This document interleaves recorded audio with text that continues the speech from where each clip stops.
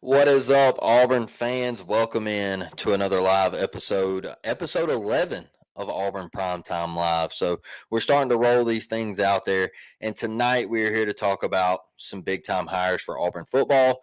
And Auburn baseball has locked down Butch Thompson for the foreseeable future.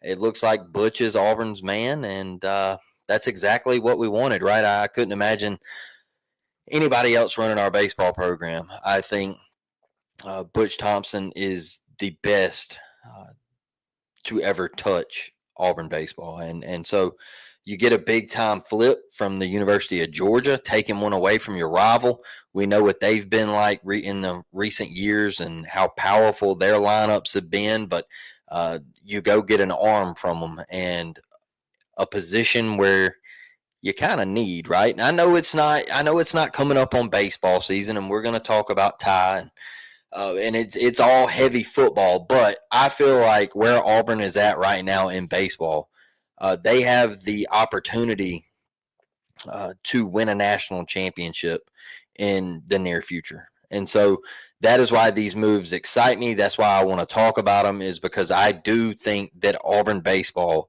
is on the cusp of being one of the best programs in the country. And I know they've had the success under Butch, but when I say that, I mean that if they go out and win a national championship and they can put themselves in that conversation with the LSUs, and the Mississippi States and the Ole Misses, then we're talking about a different level of program. I already think we're great, but I think if you can go capture that national championship in Omaha, Nebraska, under Butch Thompson, I think you then take that next step into that upper echelon. And so that's why I'm so excited. I know, like I said, it's heavy football. We're almost there, almost coming up on 30 days away, right? A month away. But that is why I wanted to talk about Auburn baseball tonight. And so we'll get on that. We'll close the show out with Auburn baseball. How are we doing, Miss Karen? Glad to see you in here. War damn, it would be fantastic to see Auburn win the national championship in baseball. Whew. I can tell you this. Look, I love football and I love basketball. I've been to, uh, I've been to 3 Final Fours in my life. One of them was to see Auburn. And I would do anything to go to Omaha and watch Auburn dogpile. It would be probably the biggest moment for me as an Auburn fan. That's how much I love Auburn baseball.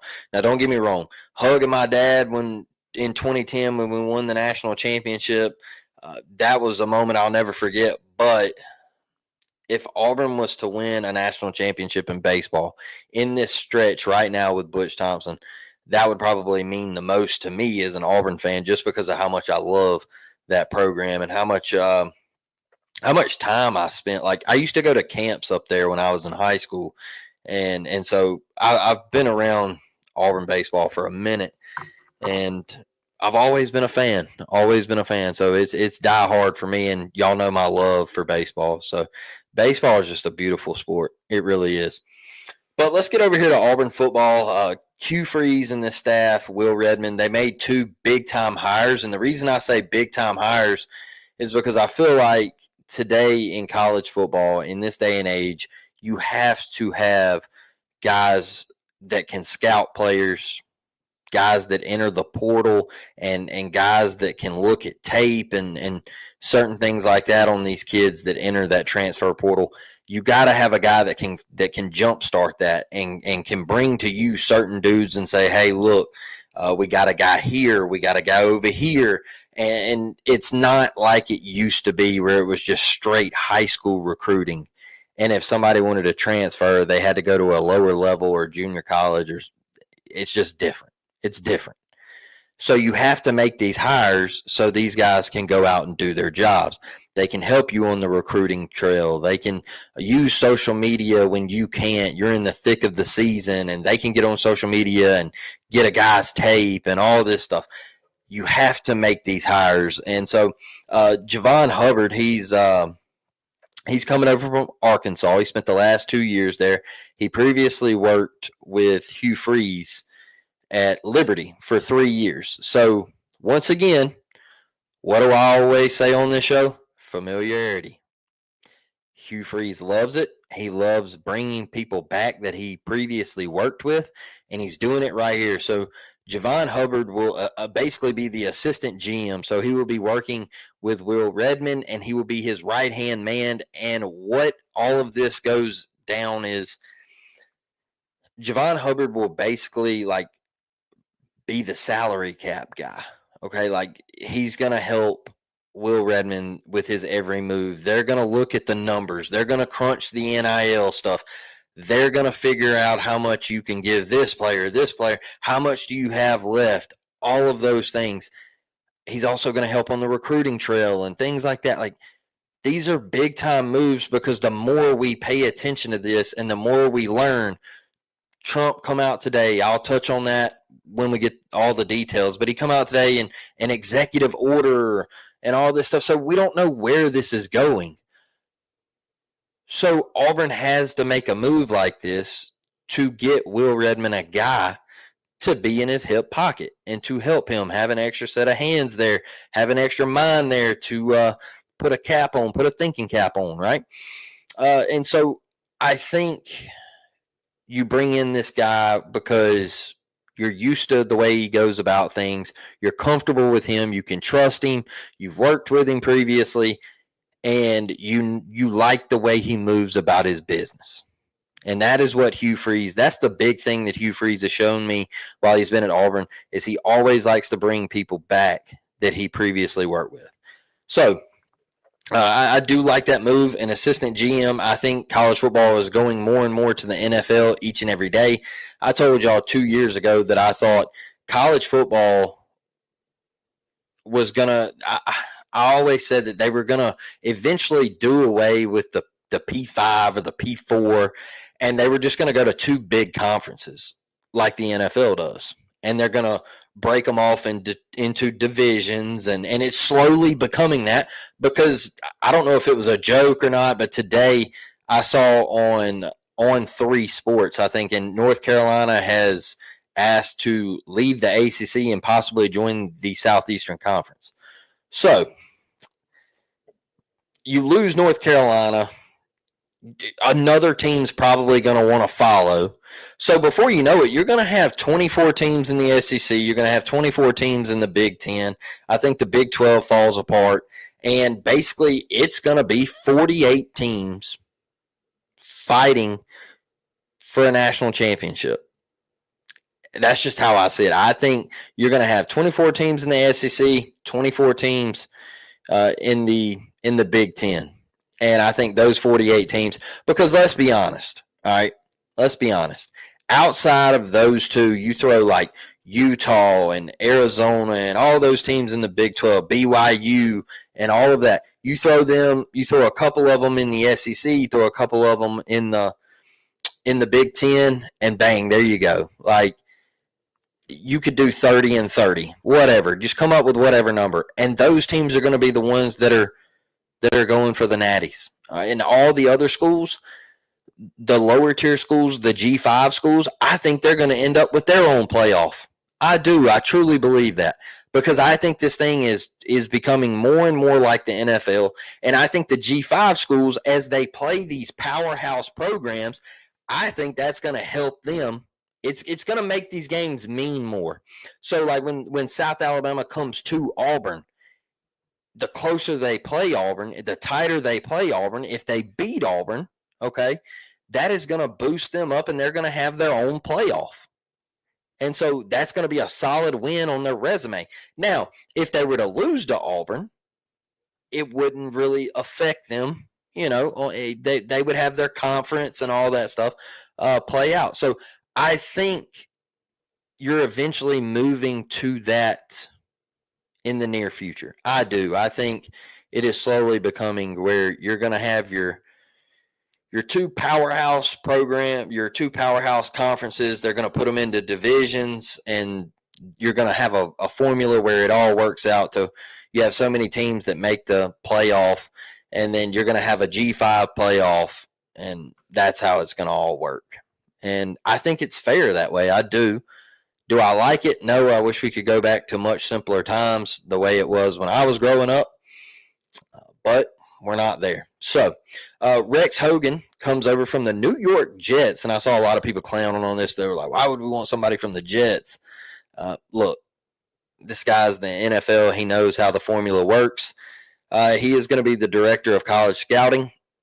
So, like I said, you're going to be over getting tape, watching guys film, being ahead of the ball for the transfer portal, recruiting, all of that stuff. That is stuff that is needed for the way the direction of college football is headed. So these aren't little slight hires. Like a lot of people blow this stuff off and they're like, oh, yeah, that's not a big deal. It is a big deal. It is a big deal. Like Kenyatta, Will Redmond, like those were two massive hires for Auburn. And a lot of people might have looked at them and be like, oh, yeah, that's not that big of a deal. It is. It really is. So a guy that can evaluate talent, he can pinpoint talent, he can get ahead of the 8 ball and say, hey, look, we want this guy. And you can bring that to Hugh Freeze. You can take the pressure off of Hugh Freeze. Remember when Hugh said, hey, look, I'm in the middle of recruiting and it's in season. Like I'm more worried about recruiting than I am in game. I know you don't get to use that excuse anymore, but here we go. This is Rex Hogan. Have at it, brother. So it is a massive hire. It really is. So like I said, a lot of people might blow it off and say not a big deal. But in my opinion, the way the formula is headed and the structure of college football, these are massive hires. Miss Karen, I see you over here. Blake, that would plainly suck. We're losing while we love college football. I agree, and I've said that for like 2 years. Is when I was growing up, college football, the passion of college football and the beauty of college football and the love of the game of college football was to try to go undefeated, right? Now, it very, very seldom happened. Now, if you lost, the BCS said you better lose early and not lose late. So if you lost, you could lose week 1, week 2, week 3. And then after that, you had to start really, if you lost then, it really hurt you. It really put a damper on your chances to get into that BCS national championship game. But that was the beauty of it. It was to try to chase perfection. It didn't water down the SEC championship game. Hey, look, 2010, we win the national championship, right? Guess what? We didn't walk into Atlanta and say, okay, well, we can lose this game. We're still going to the playoffs. No, it was, hey, this team played you to a 1-score game earlier in the year, and now you got to beat them again. And if you don't beat them, you're not going to the national championship game. So the SEC championship game meant something, right? In 2010, if you would have lost to South Carolina, you would have been in trouble. But now, Georgia and Texas played in the SEC championship game last year, and both teams made it into the playoff. So games are watered down now, in my opinion, because I used to be on the edge of my seat, man. I used to be on the edge of my seat. Can you remember that SEC? I think it was the 2012 SEC championship game with Alabama and Georgia. Georgia was driving late. They throw it, and the guy can't get out of bounds. Like, that was pure electric. It was electricity. It was you're like, oh my God, clock's running. They're not going to be able to get a playoff. Alabama wins, right? Like, that was electric. That was electric, man. 2010, Tasharvin Bell with the pick six. That felt like, at that moment, you were like, oh my God, like we're going to the national championship, dude. It's insane. Electric. You don't have those moments anymore. Like, games are watered down. And that is the reason I hate it keeps getting larger and larger and larger. But you got these talking heads on here, Karen, that They're like, well, it's more football. And I'm like, yeah, it's more football, but teams are getting blown out. Teams are getting destroyed. It's more football. Yeah, that's great. But teams are getting mollywopped.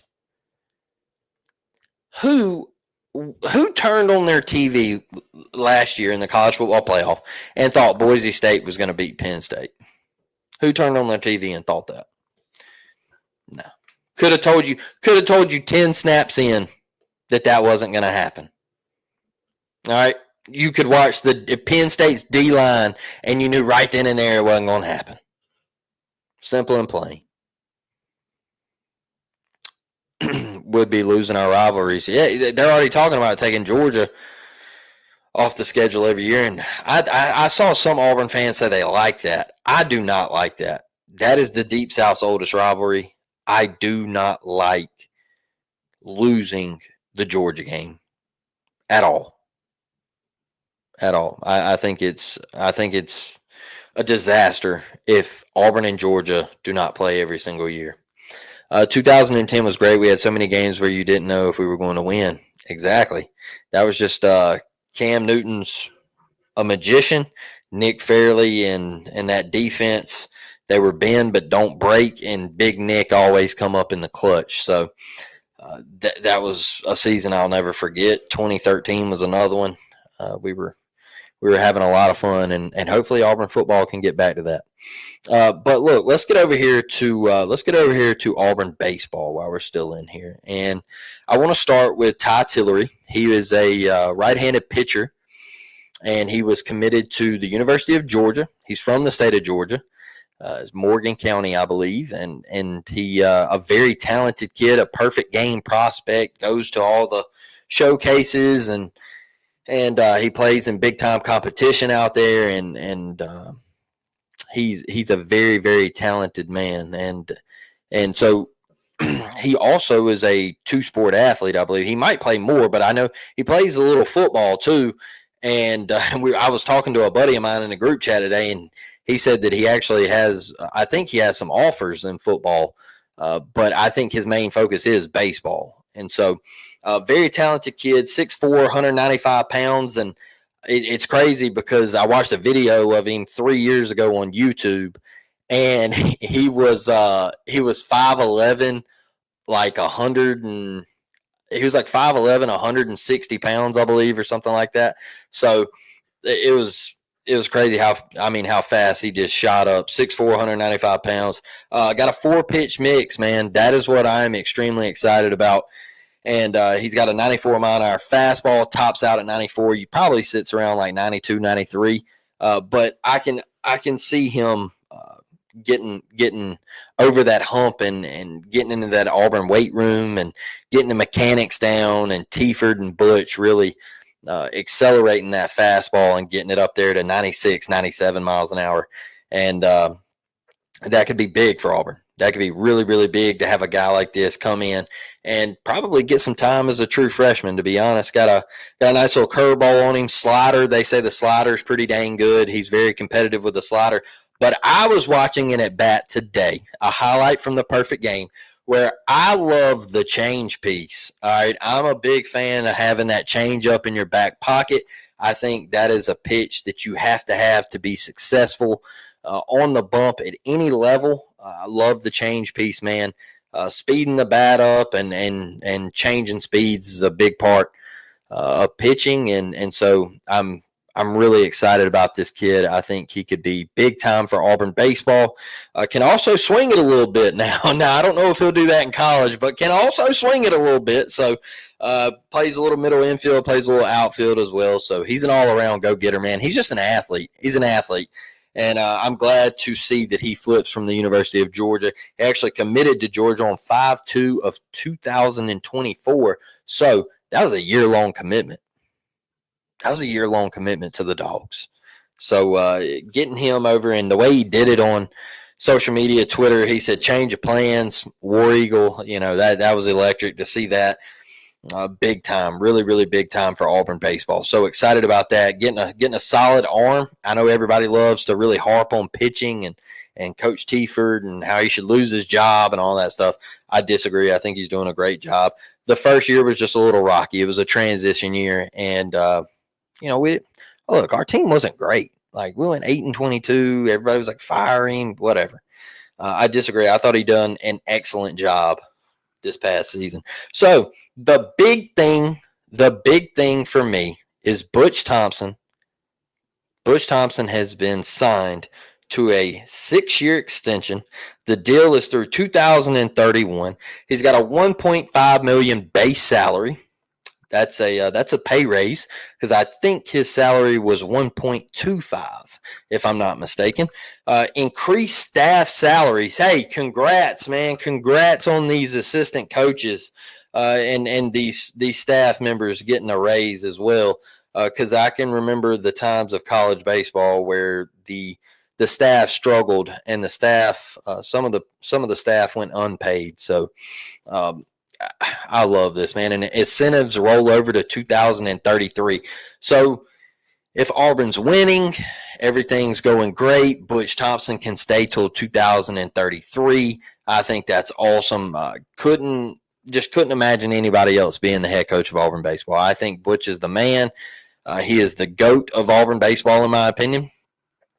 He is the best coach we have ever had, in my opinion, and that's no disrespect to Coach Hal Baird and the greatness that he brought to Auburn baseball. But I love Butch, man, and I love what he's doing in this era.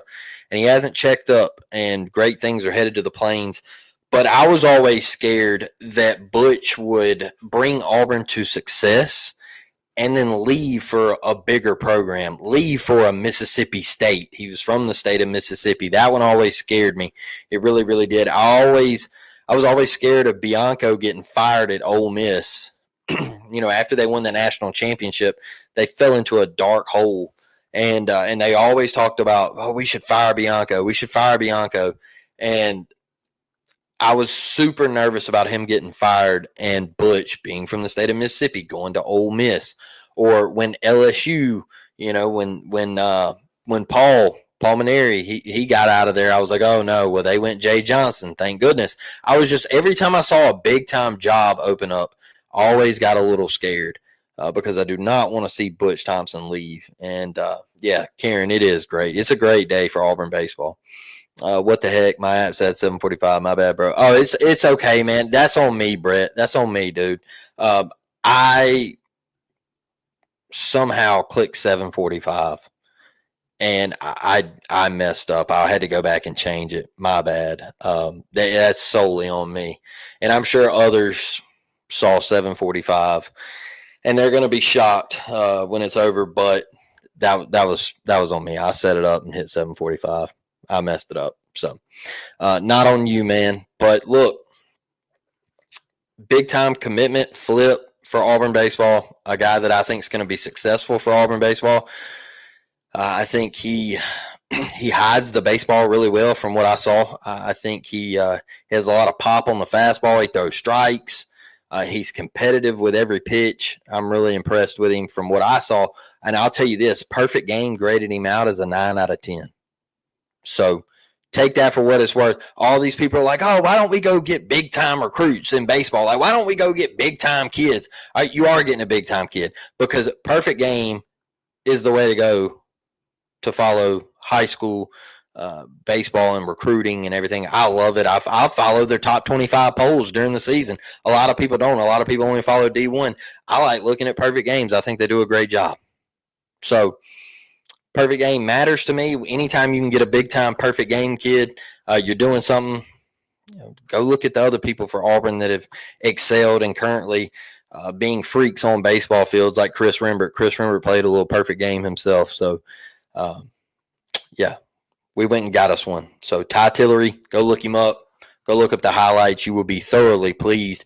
He is a heck of a player. And Butch Thompson with the 6-year extension, possibly rolling over to 2033. I think it's absolutely massive for Auburn baseball to bring him back. And this is a big, big day. And like I said, those 2 hires for Auburn football, don't take them lightly. They mean something. They mean something. What do we got over here? Man, just what a week, man. Just not even brutal. It's brutal. Brutal, man. My baseball hero has stage 4 cancer. No. Sandy? No. Oh, man.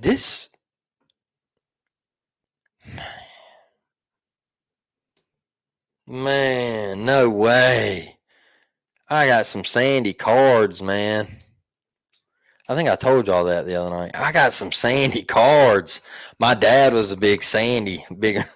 I always say Sandberg. That's what my dad called him, Ryan Sandberg. But my dad's got like a collection of baseball cards and stuff from back in like the 90s, 2000s and things like that, 80s players and all of that stuff. He's got some Nolan Ryan cards and all that. So it's a pretty cool collection, but man, I hate that for Sandberg. I really do. It's just been a terrible week. It's been a terrible week. F cancer, by the way. I hate it. It's absolutely terrible. Pitiful. Hey, let's shout out Miss Devin, y'all. Let's shout out Miss Devin. I saw one of her posts on social media, and she is at a convention or meeting or something like that. And I see she's super positive, so I want to shout her out because I know that she shouts us out all the time on social media, and she is just great, man, with the positivity of being an Auburn fan, and she gets on here and spends her time watching all the Auburn content, man. Not just me. She watches it all, man. So let's give her a shout out, safe travels, all that good stuff for her. I saw that a while ago and wanted to give her a shout out because I know she is a huge supporter of Auburn athletics. He was one of the reasons my position I played with second base. Yeah, dude. Yeah. Like I didn't get to grow up and watch some of those guys, but I listen to my dad a lot, and I always ask my dad, I'm like, man, how was this dude? Like when I was a kid, I'd be flipping through the deck of cards. I was like, how was this dude? And he'd be like, oh man, and then you'd go grow up. YouTube comes available in 2005, and you go watch these highlights and you see these tapes and stuff, and you figure out, man, dad wasn't lying. Dude could play, like dude was good, man. So funny story, my dad got in a snit one day and burned all my older brothers. No way. Oh, no way. Oh, no. Oh, man, that's brutal. Hey, I tell you, card collecting has come back. I was looking on Amazon the other day, and I have a Shaquille O'Neal card, and it was going for like $346, and I was like, "What am I doing?" It's like, why do I still have this card? Hey, I should sell this thing. Back in the day, Cubs during the day, and TBS for the Braves at night. Yeah. It ain't like that no more. Times have definitely changed. Sandberg, Dawson, and Grace, the Cubbies. Yeah, I can't imagine what he burned. That's crucial. That is crucial. Hey, look, speaking of destroying things, right? I'll tell y'all a little quick story about this. Just keep a prayer out for my grandmother. But I know this is a little off sports, but my grandmother, one day I was a kid and I was helping her. Her upstairs, she had an office upstairs, and it's like where she filed like all her bills and paperwork, and she dealt with checkbooks. Back in the day, it was checkbooks, man. They used to write them checks. Nowadays, just a piece of plastic debit card and Venmo and Cash App. So my grandmother, she was checking her mail, writing down her finances and all that, doing all her paperwork, and she was like, all right, Blake. She was like, anything I hand you, you throw in the shredder. And I was like, yes, ma'am. I was like, yes, ma'am, I'll do it. She handed a picture of her and her husband. It was not my grandpa, but I respect him a lot. And she handed me a picture of them, and they got married in Hawaii. And so I was looking at it, and I was like, oh, cool. Turned to the right, threw it in the shredder. And it shredded that thing to pieces. Shredded it to pieces. And of course, she turns around and she's like, Blake, what did you do? Oh my God. Like, what happened? And I was like, I was like, you told me anything you hand me, shred it. I was like, and you handed me that wedding picture, so I shredded that baby. And she was like, I can't even get mad. She was like, I can't even get mad. She was like, I did tell you that. I said, hey, I listen, baby. I listen. I heard you. You told me anything you handed me to shred it. I was like, and I shredded that bad boy. And she was like, well, I handed it to you to look at because it was like Hawaii in the background. And it was the day, me and Ronnie got married. They're still married today. And they've been married my whole life. And so, I respect him and everything, but it was just a funny story about, you said the baseball cards got burned up, Karen, and that happened with me. So yeah. yeah. It happened.